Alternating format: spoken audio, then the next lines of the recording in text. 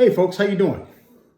I'm reminiscing back when I used to live in New York, and my mother-in-law and my wife used to go to the Philadelphia Flower Show, the horticultural show, and the only way that I would go is if they would let me, after they went to the show, go get a real Philly cheesesteak. So I had four go-to places. Of course, Pat's, the king of steaks, and right across the street was Geno's. So sometimes I would go there, pick up two and two. I was happy to go home. Next year, I would go to Jim's on South Street. Always a good time. Always had a good cheesesteak as well. And then if I was really lucky, I'd get to go all the way out to the original Tony Luke's, and I'd grab a couple of those.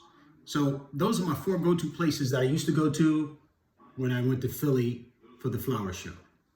So in memory of the flower show, I think I'm gonna make some cheesesteaks today. That being said and done, follow me. I think we're getting ready to get it done. Hey folks, back in the kitchen again. My wife's cleaning the house. Mom's watering the plants. So you know what I'm gonna do for them? I'm gonna make a little Philly cheesesteak. Got some steak, got some onions, got some peppers.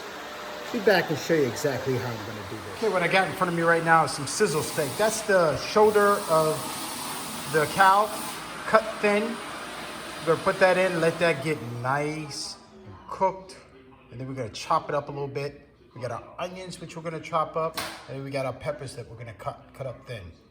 And we'll get started on that in a minute. So I just finished cutting one red pepper, one onion, and I got a pound of steak here.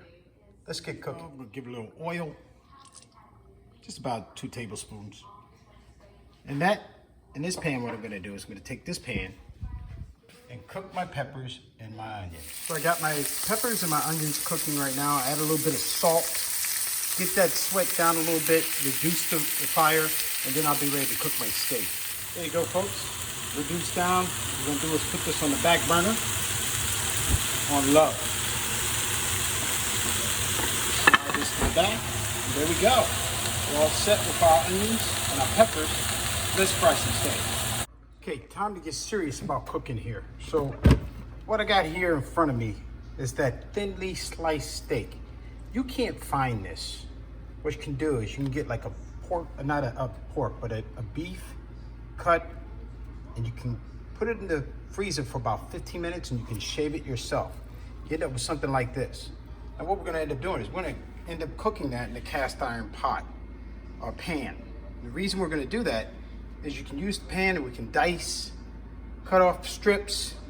And once we cut off strips, I'm gonna get a little salt, pepper, maybe a little garlic in there, make it feel like it's really authentic from Philly.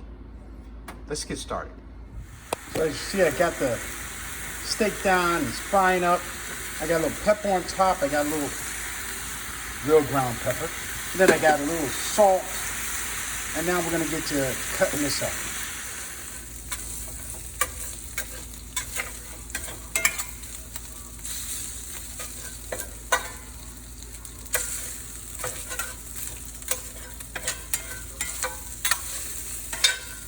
Now, already cut up, ready to go on the steak. So if you know anything about Pat's, you stand in line, they got the lingo. You gotta be able to order it. If you mess up, they send you to the back of the line. We don't do that here. We just want people to eat. But you got one with whiz. That's one steak with whiz cheese and onions. Or you can go one with pro, one with American.